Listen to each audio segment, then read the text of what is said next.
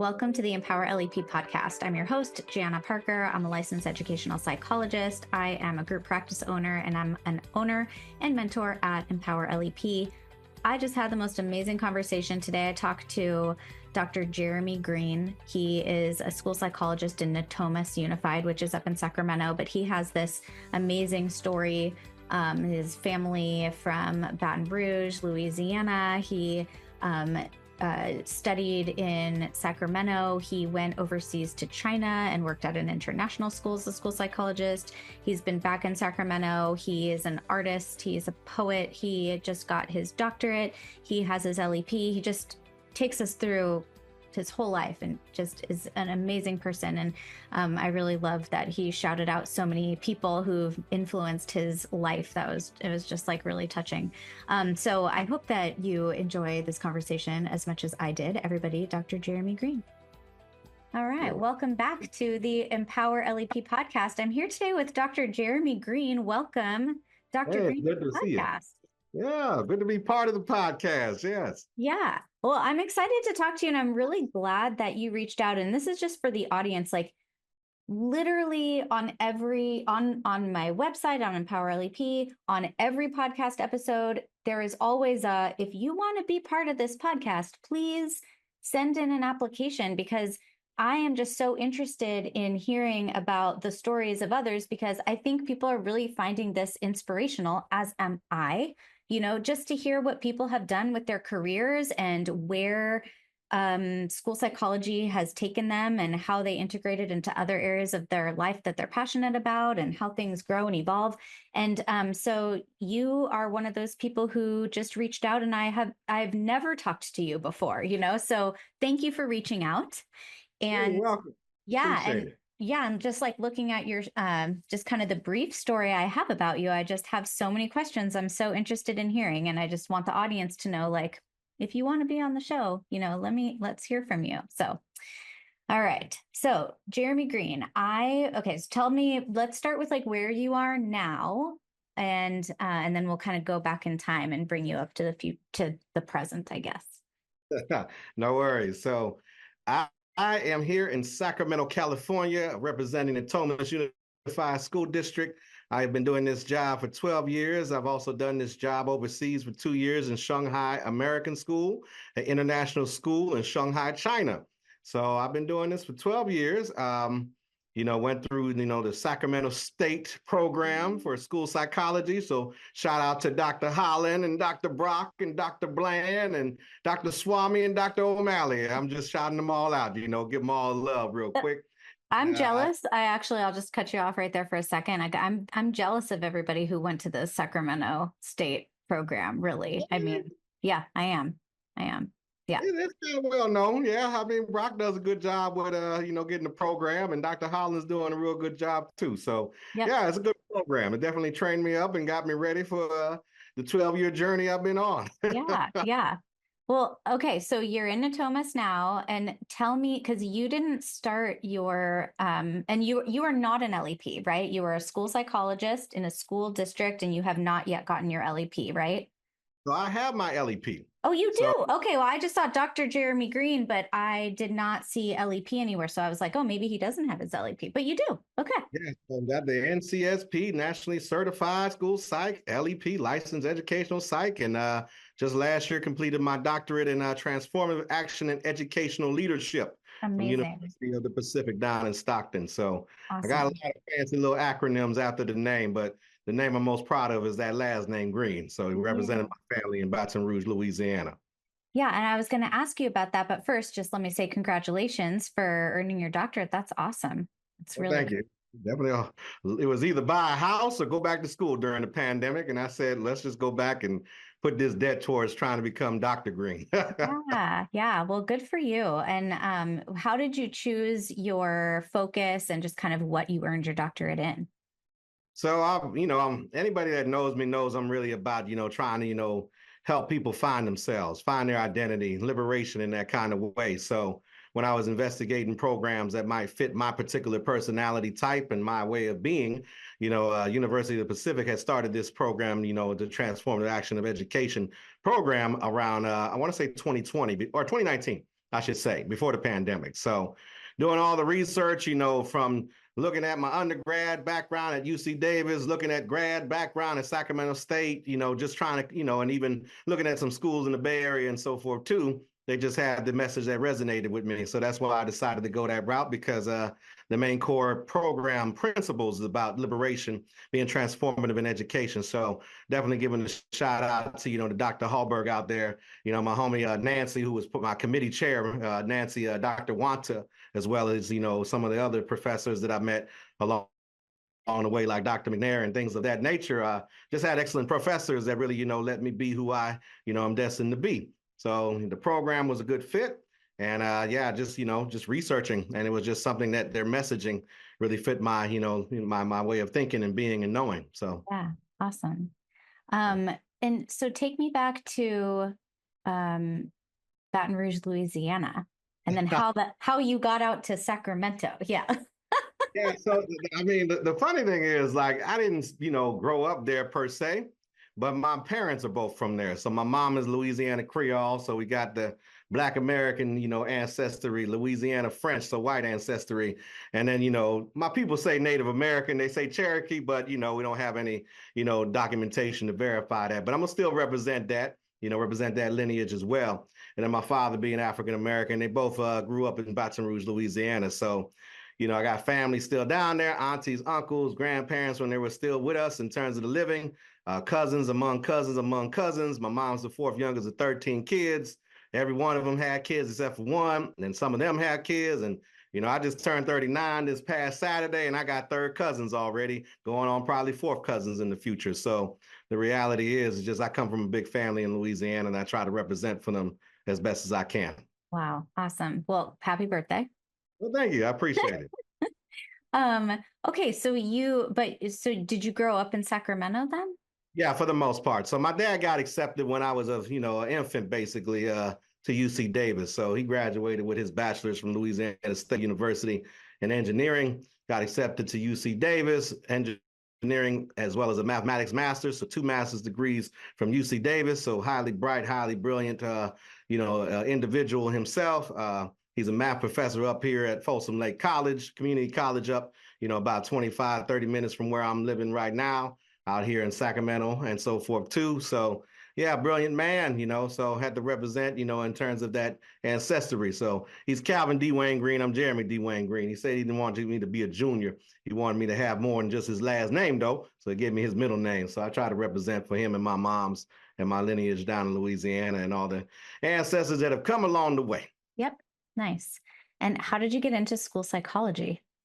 It's interesting. I always tell this story all the time. So when I was young, like I'm talking about elementary school age, I always had people, both my age as well as adults, they would just start talking to me and just telling me about, things they were going through and so forth too. So, being a kid, probably 4th, 5th, 6th grade or whatever, I'm listening and just trying to, engage in the conversation and telling them what I think will make them feel good, right? Feel better about whatever stressors they got going on. So I always had people both, my age and older say, oh, you give good advice. You should be a psychologist.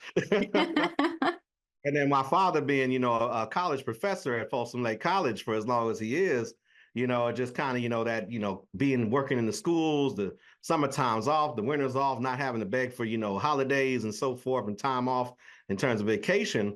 I just put the two concepts together. I didn't know school psychology was actually a profession until, I started doing some research, in terms of like, well, I want to be a psychologist that works in schools and, just putting it together as a simple child in that kind of way. And then, researching and meeting other school psychologists along the way, everything adds up to, the path that I've been on for, like I said, the last, well, a little longer than 12 years since I first found out about school psych when I was basically early on in my, community college days. Because I also went to Folsom Lake College before transferring to UC Davis back in the day, 2006 and so forth. All right, awesome. And then you went to Sacramento State. Did you go straight into a graduate program for school psychology, or did you do any work in between?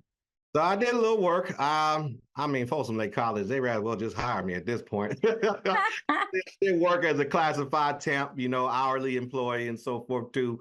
Was obviously, involved with the community there. I had to get, the prerequisites done because there were still some prerequisites from talking to my, mentor and, a good friend, Dr. Kathy Christo, Mm. who's retired, but still, a part of the Sac State, family in that kind of way in the school psych family, real well known as, I see you shaking your head as well.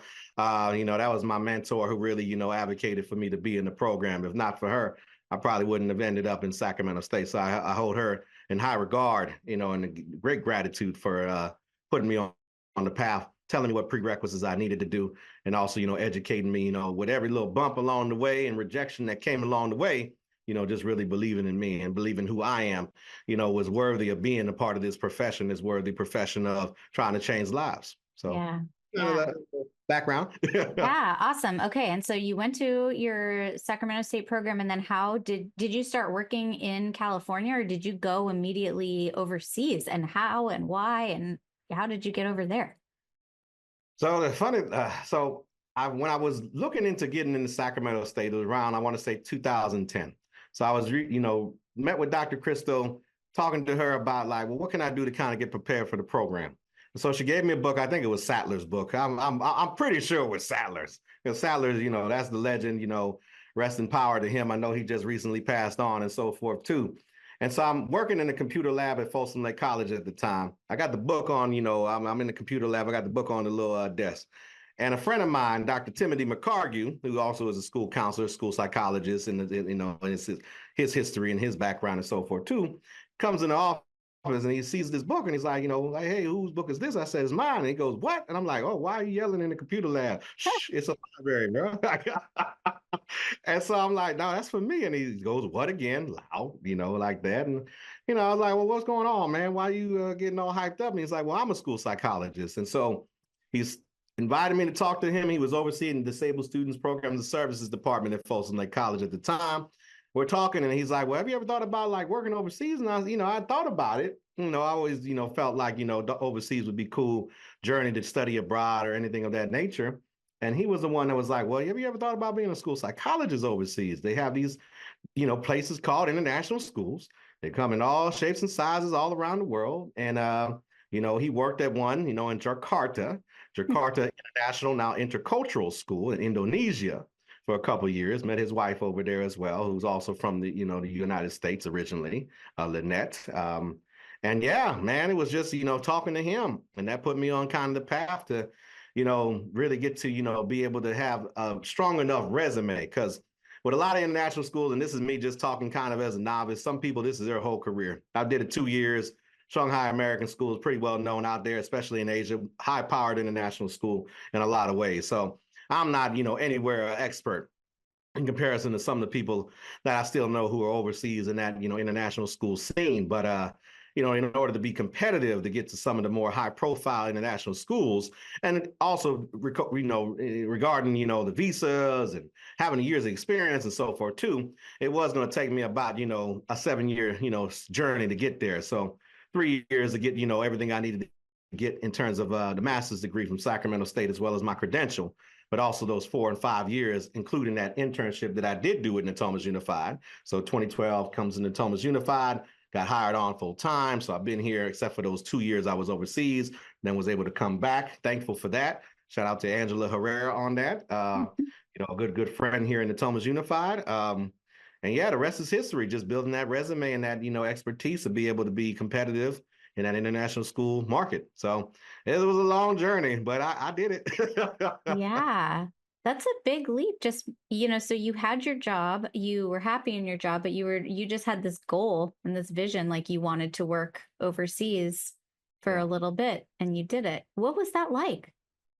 Oh, goodness gracious. It'll take longer than an hour, but we're going to keep it under an hour. So it's like special education back in the day. So I've met a lot of, through Dr. Timothy McCargue, who's now in his 70s. I hope he don't mind me sharing his age, but I'm going to share his age because we're close like that. I met a lot of people who were at the, the start of special education in California. So I was able to meet a lot of great legendary figures, who were in the beginning, of special education in terms of California and so forth too. So all of that's to say that a lot of parts of the world, especially overseas in Shanghai, China, and again, this ain't shaming anybody, culture is culture and what have you. There is no concept of special education out there. There is no concept of, really what is a learning disability. So in a lot of ways, it's kind of the wild, wild west in terms of like you coming with this westernized perspective, California, perspective, the whole special education rules in terms of the feds and the state and the politics that come from working in the school district and compliance, timelines. That doesn't exist out there at all. And so you go out there and it's kind of like, the honor code. So, in an international school, a private school where, people are paying, at least at this particular school at the time, if I remember correctly, $30,000 USD per year from pre-K 3 to 12th grade, they are trusting you as the expert. I'm paying this kind of money. I expect y'all to know what you're saying, know what you're doing. So you do get a lot of, individuals, and I'm not saying at that school, I'm just saying international schools in general, like any school per se, right? Where, folks might bend the rules. And if you don't have any rules to begin with, then you create your own rules. So me and my, colleague Amber Schmidt, who was over at the sister campus. I was at Shanghai American School, Puxi campus. She was at Shanghai American School, Pudong, Puxi being west of the river, Pudong being east of the river. We kind of, came together and we're just pretty much saying, look, you're from Kentucky originally, you're a school psychologist, I'm from California. How do we want to create this wheel so it's, ethically, fair to these students and families out here? So a lot of honor, a lot of having to be mindful and respectful of the fact that, it's a privilege to be a guest in a host country, especially in China. I always, tell people all the time, I would never talk ill will about China or the people I've worked with and the people and the families I've met all throughout China in terms of, people at the school, as well as Chinese local folks in terms of who've grown up all their life out there, who have never been able to even get out of Shanghai or the small villages of China. China was life-changing. It saved my life in a lot of ways, Shanghai especially. So I really made sure to make an effort as best as I could, to do right by the people and the kids that I worked with over there. With, the population being mainly, even though it's an international American school, so English primarily speaking, because that's usually a question that people ask me. Yeah. English the primary language of instruction. Most of the students are coming with dual passports, from the United States or Canada, but also might be dual passport holders in terms of the People's Republic of China. And so you have, even though a lot of students coming from all over the world in terms of all different types of nationalities and racial backgrounds, the majority of students that we did work with were of Chinese descent. And so you're dealing with bilingual, trilingual, you're dealing with so many different elements that, best practice in terms of a school psychologist, when I say these kind of things, they're like, well, how do you test? There's no standardization for testing students who are in an international school or trilingual. So me and Amber just had to do the best we could. And I know there's other school psychologists because I'm on the International School Psychology, ISPA Association websites and so forth in terms of their Facebook groups. You just do the best you can. You go by, what you can in terms of DSM-5 or what me and Amber settled on in terms of California from talking with a lot of other international people who would say, for all our, flaws in terms of, our systems here in California, we have a lot of strengths. So a lot of people do turn to California in terms of like, okay, how to run what we called our learning support program, AKA special education. So yeah, that was it. That was it. Me and Amber just kind of sat there and just kind of collaborated with some of the, other folks like my friends Lindsay and Tracy Dotson, who I give a shout out to, who are now, my coworkers here at this school, which is a random full circle moment. Wow. Just really, just trying to do right as best we can, but also acknowledging the fact that we're westernized, acknowledging the fact that every culture is different, that the concept of a learning disability period might not be easily defined based on the context of our westernized mind, as well as lack of fluency in the Chinese language, even though I know a little bit of the language after years of trying to, practice and taking lessons. There's going to be some things that are lost in translation, for lack of a better phrase. So we did the best. We did the best we could. And it was a journey, to say the least. But, the highs were high, the lows were low. And, but I feel like overall, the 2 years there, were very rewarding and life-changing. And I will, always forever be grateful to Shanghai, China. Wow. Wow. Yeah, that's powerful. I have a friend of mine from grad school, actually, who ended up going overseas and has been there for several years now as a school psychologist. And I think I've convinced him to come on the show at some point. So we're working that out because it really is interesting and not something that everybody thinks about, and so and not a lot. Well, I don't think we know a lot about it because we don't, usually know a lot of people who have had that international experience. So thank you for It's kind of sharing. like what my friend Tim said, even back then in 2010. So he went in the late 90s and he sold me on it in terms of the whole, depending on what school you go to, and all schools are different. You have for profit, not for profit, Yeah. not for profits are supposed to be a little bit better because the money that is earned through tuition goes right into the schools and so forth. So everybody I've ever talked to, I'm not saying working for a for-profit school is a bad thing. Sometimes you got to do what you got to do, get in where you fit in, kind of logic like that. But Shanghai American School is a not-for-profit school, so they were able to pay for your rent, pay for your utilities, cover your taxes with China, pay for flights to and from at the end of your contract, a little bit for retirement, a little bit for not using no tail days. I mean, it was addition by subtraction. Salary wise, it wasn't comparable to what I get in California, but when you don't have to pay rent, that's almost $2,000 or Right. a car note or gas. And, they're paying you a comparable pay in terms of, starting off as a school psychologist, depending on what school you are at, because not every international school has a school psychologist. It's still kind of a, unique thing in the international school scene, including learning support, Yeah. such education. Yeah, they did a lot for me. They handled a lot of, the little, things that kind of stress out us school psychologists and people in, this capitalistic society day by day, having to make ends meet. But it's not something like you were saying that's known. It's not something even in my program, and that's no fault to anybody in the program that is known either. It was just one of those random, kind of, the allegory of the cave moment where you see in the light and there's shadows moving. There's something outside of the, these four walls or four, whatever pillars you're around, rock cave. Yeah. I just had someone show me the way. And so, I went through an agency called International School Services, ISS. The other big one in the game is Search Associates, but I always going to, favor International School Services, ISS, because they were really, hands-on. It was very personable for me. And, they've even used me in some advertising, so they can also give me a shout out too. Awesome. Oh, But yeah, yeah. it wasn't something they taught. But that's why, I always like to share that because I meet a lot of people, and even 2-3 years in school psychology, they're burnt out, and we both know that as professionals and as people who have worked both in terms of school districts as well as licensed educational psychologists. There's a lot of people burnt out, so it's like part of what I try to do is give people the option to be like, don't just quit on the school psychology field, because I think it's a worthy field. I still feel that way, even with all the stress I get in terms of working as a school psychologist with a district, all the politics that are involved, all the the litigation and the compliance and all of that kind of thing that seems to distance us from the actual human heart work. I still believe in the profession, so I try to make sure that we can at least have people who went through the challenges of getting credentials, getting licensed, and getting certified through NAS in terms of that NCSP. Don't give up on the field. There's other avenues to go. There's other places to go in terms of being able to advocate and do the best work you can in terms of a school psychologist. Yep, I completely agree. So tell me about your work now. So you've been a school psychologist, you have your LEP. Are you using your LEP for anything? And tell me kind of just like your interest in what, how you're filling your bucket with this career.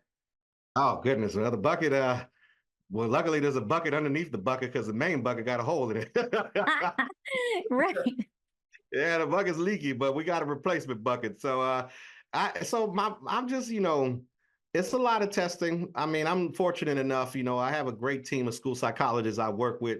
I'm not going to list every name because that'd be too long, but they know who they are here in the Thomas Unified. So I'm very thankful. And I got a good, direct supervisor, Earl, who, is pretty understanding. And I feel like I can talk to him on the real when I need to talk to him on the real. But, so that a lot of that helps, but it's still, a lot of, those kind of text messages about, what are you doing in terms of qualifying this kid, oh, we got, too many kids being qualified here or there. What do you call it? SLD, tomato. I mean, there's a lot of, still, the risk assessments and the ideation and, visiting students who, who have made attempts and, going to, unfortunately, sometimes funerals, right? And just the challenges and ebbs and flows that go with this job and doing it for so long.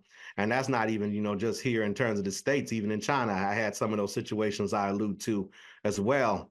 So a lot of my work is just connecting with the families and the students, really just, working hard to hear their narrative and hear their story. I'm a storyteller because I'm a story gatherer. So I enjoy, the human experience and learning about people and meeting them heart to heart, face to face, eye to eye, and just trying to, be able to connect in that kind of universal, language and that, soul enriching language. So a lot of my work is about students trying to, focus on their narrative, focusing through that, in terms of, just hearing a story, doing that strength-based approach that I learned from, the likes of, the Dr. Cooleys and Dr. Allens and Christos and so forth too.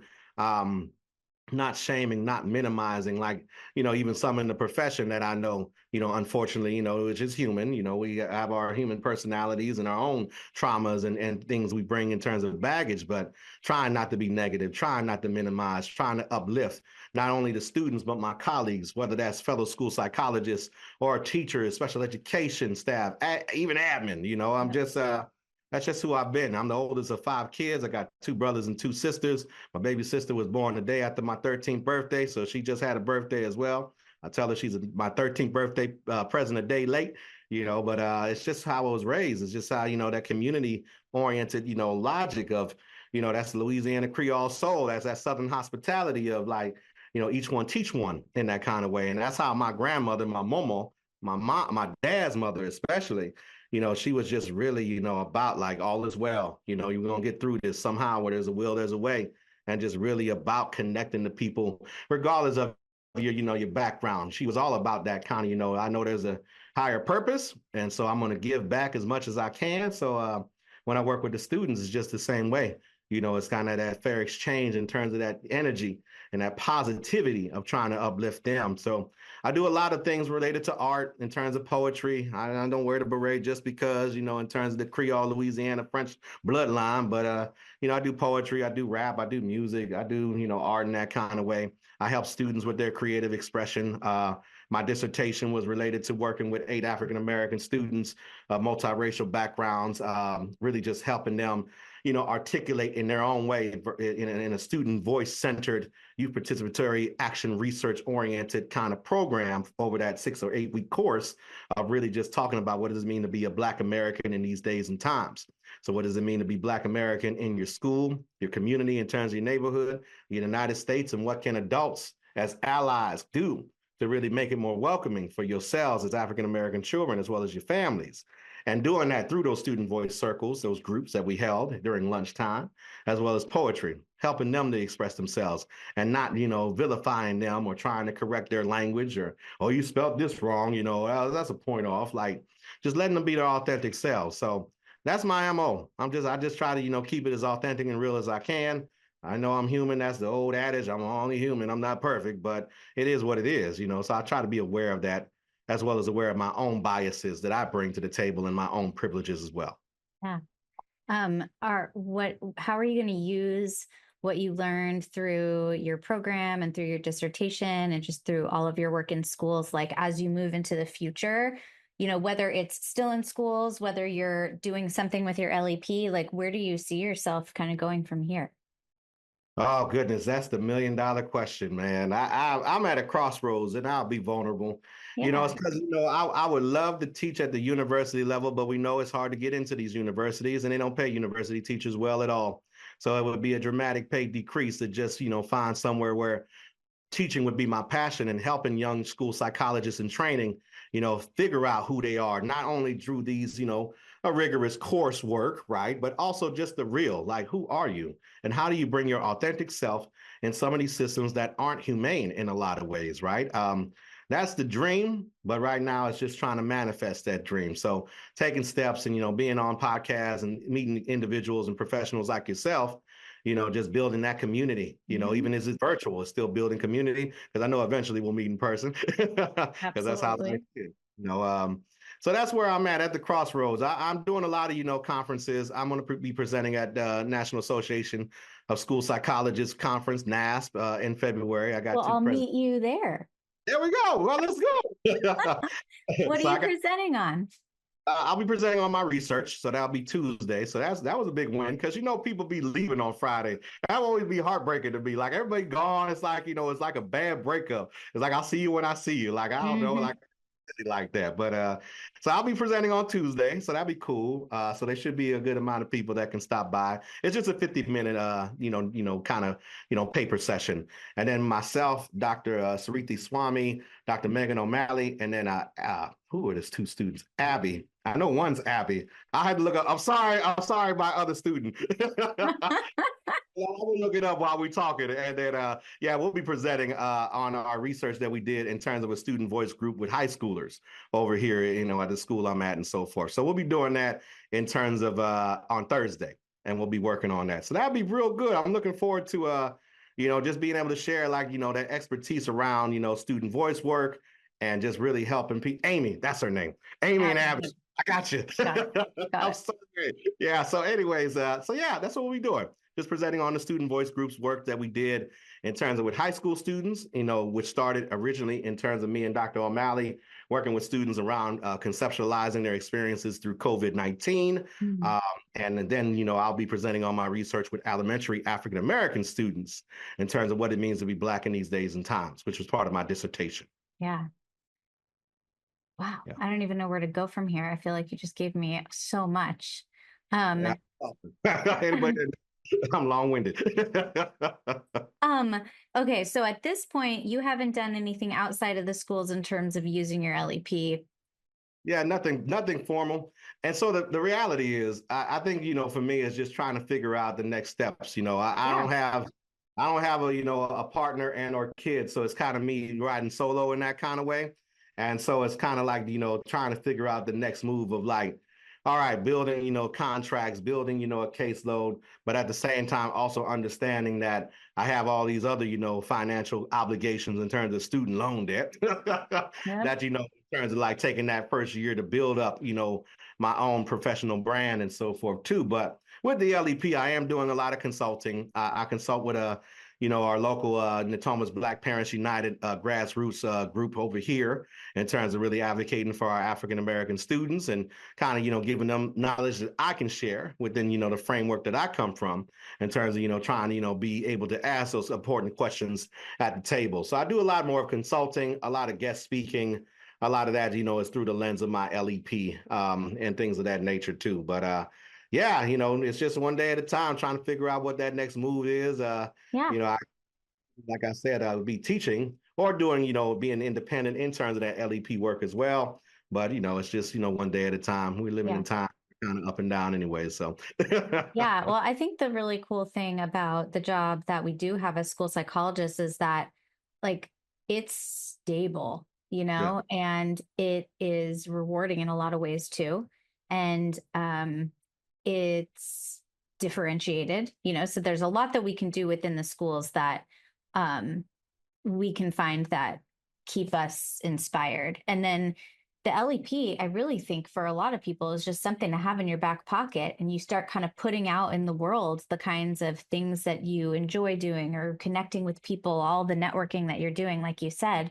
And then, you just start to get those things start to come together, right? I mean, like you said, you just take the next step and you just see what happens, but now you just have an avenue to do other things because you have a license to do so, right? But I mean, I don't think there's any rush. I think that's the really cool thing. It's not like, a lot of times someone will go to school for something and then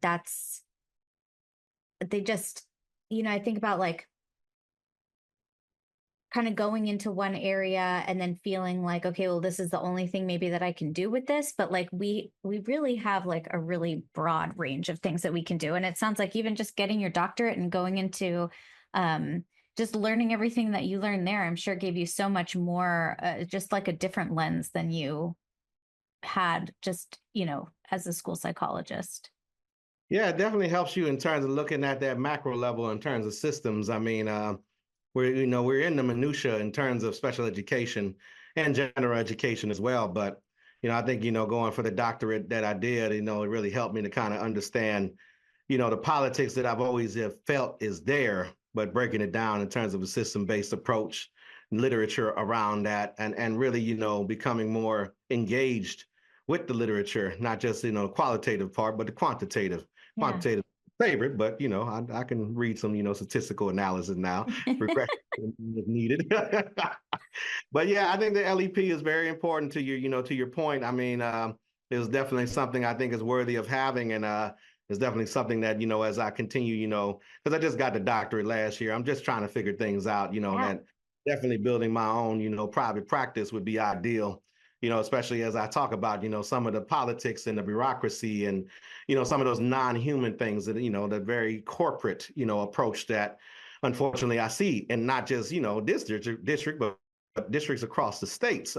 It's just, the way that we approach in terms of like, what is, these goals that we have, and, we need to achieve these goals. And I'm not just talking about IEP goals, but it's like, reading scores and math scores, and how are we measuring that? And, are we really, seeing a statistical difference in terms of, a kid going from, being, at a, a 1.2 level, but now they're at a 1.9, which is like, oh, that's not that much of growth. Well, that's a pretty significant growth for, that child and so forth. Till, the reality is, in terms of, the kind of corporate approach that we have in education. And again, this is just me saying this is my opinion, not reflective of, the school district, what I work for or whatever. This is all me.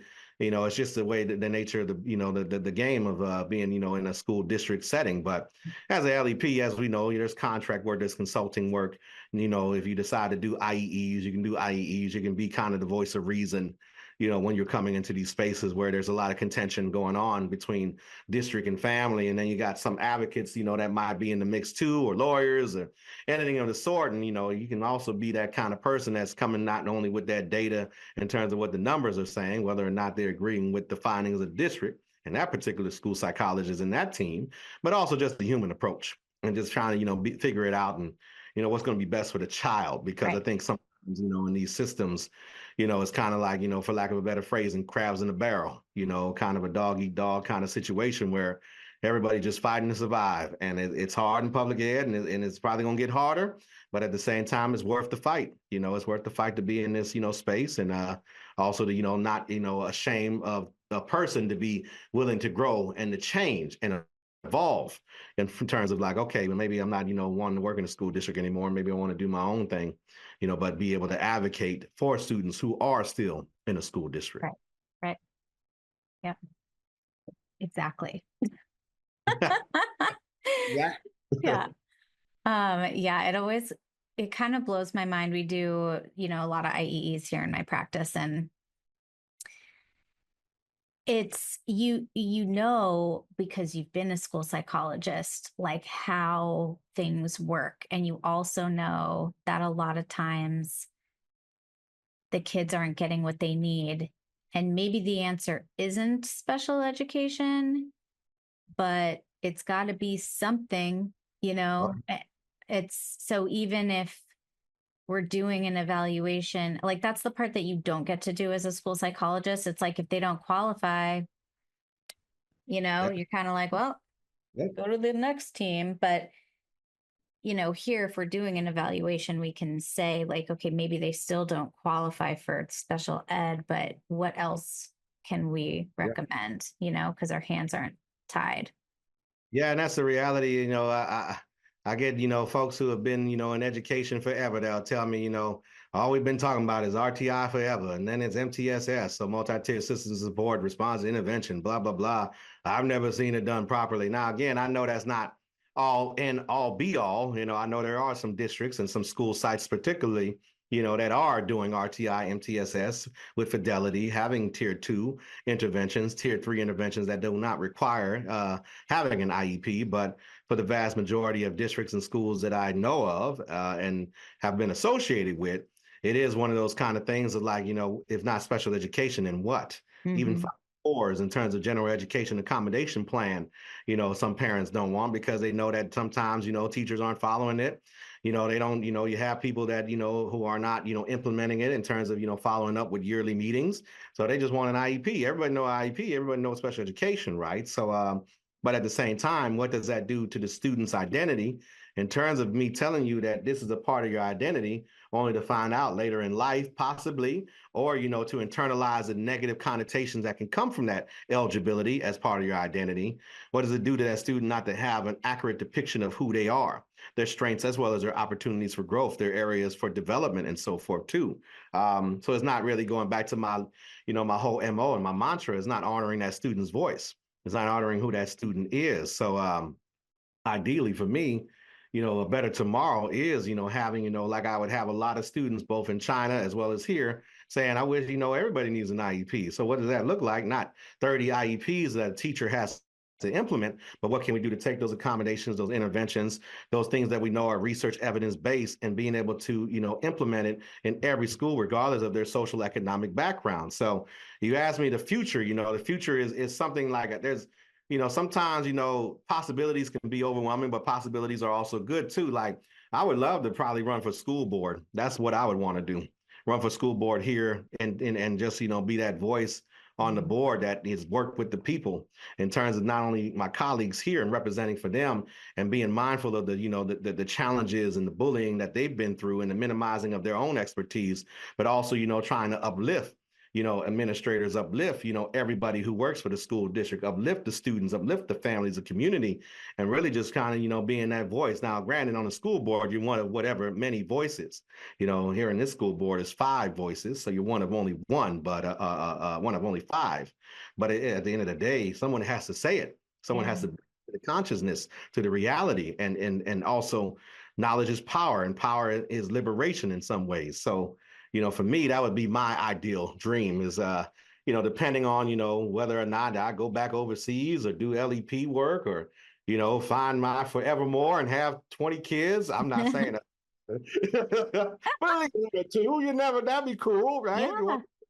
Yeah. We don't know what tomorrow brings, but a better tomorrow is possible. And every day I rise to see the dawn. That's the thing that I try to, motivate myself to do. So, like you're saying, I do see that frustration level of like, it's a big frustration. And the thing is like, it's not as simple as saying a kid doesn't qualify just because, we're overqualifying and people don't want to pay case managers extra money or whatever, or the state is saying that you need to fill out a waiver in order to have these, number of students on this case manager's caseload. No, the solution is how do we sit down as experts who have been doing this long and figuring out evidence-based practices that, for the most part, in my opinion, shouldn't be costly, because the positive impact, the life impact, the potential is enormous. It's exponential growth that can come from that investment in, helping students and families, reach a better tomorrow through those reading, writing, and math practices and social emotional interventions as well.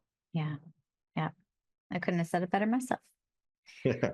Um, well, Dr. Jeremy Greene, I really appreciate you coming on the Empower LEP podcast and sharing so much information with us in this short amount of time. I feel like I've learned your whole life story, and I'm like, it's just, I just really love hearing, about how people have come to where they are now and different things that they've done. And I'm sure a lot of the things that you have just shared have made other people's light bulbs kind of go off like, and that's what this is all about, sharing, because we all we're like-minded, but then we all have, just different things that ignite things within us. And it, I think sharing it with others, just, you can see possibilities and connections. Yeah, we're all strands in the universal quilt, right? So we're all woven together, even if we don't want to acknowledge that, right? So that's just my belief system, and that's what moves me forward. So I definitely will, be sharing. I do have a TED Talk. Everybody tell me I need to tell. Yeah, talk about your TED Talk.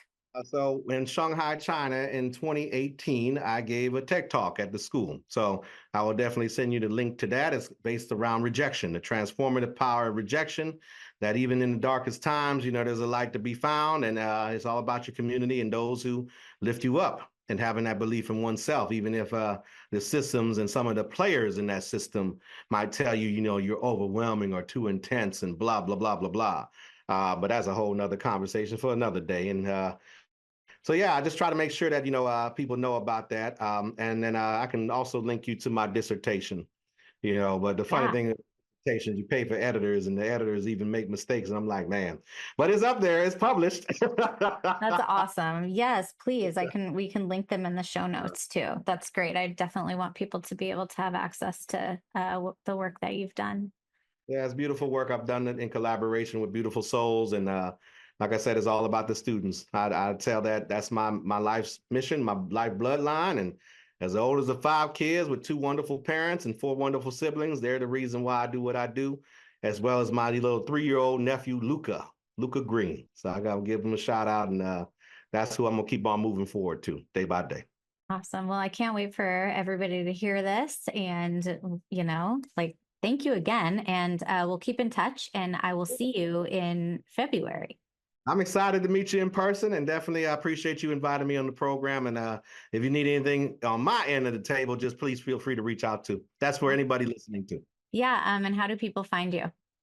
Yeah, so I have a website, but I'm gonna end up, putting my email address in all that information. So if you just find me on Instagram, oh goodness, oh man, What is my Instagram? I can't even remember my Instagram right now. It's okay. We'll tag all that later. We'll tag it. Yeah. It's a long day. Do I have it? I don't know if I have it. I'm trying to look. Yeah. I don't know if I have it. We'll find it. Oh, Instagram. Yeah. I see it. Hold on. I'm going to tell everybody right now. Yeah. Yeah. Black Caesar 777. You got it. Yeah, I don't got no professional Instagram, but I like to have my aliases and my poetry kind of thing. So that's where I'm at. So just Gmail, Dr. JDG. Like I said, I do art and stuff like that. In case anybody's like, that's a weird handle. Like, what's wrong with him? No, that's great. And we'll definitely link it. And when we post this, we'll collaborate so that everybody can see it. Yeah, looking forward to it. Yeah. So definitely, if you need anything in the future, let me know. Otherwise, it's been great talking with you. You too. Thank you. I'll talk to you soon. This episode of the Empower LEP podcast is brought to you by one of my newest trainings on the Empower LEP platform, How to Network and Grow Your Business. This was one of my favorite trainings to record because it's one of my favorite things to do. And while this may not be one of everyone's favorite things to do, networking is absolutely essential for growing your practice. So we are going to talk about all things networking in this course. It is self-paced. You can get it on empowerlep.com. Thank you for listening to the Empower LEP podcast. Episodes can be found at empowerlep.com. If you liked what you heard, please leave a 5-star rating and review on your favorite podcast player. If you'd like to be a guest on the show, or if you have any questions for me, don't hesitate to connect. I would love to learn more. I can be found at Jana at empowerlep.com.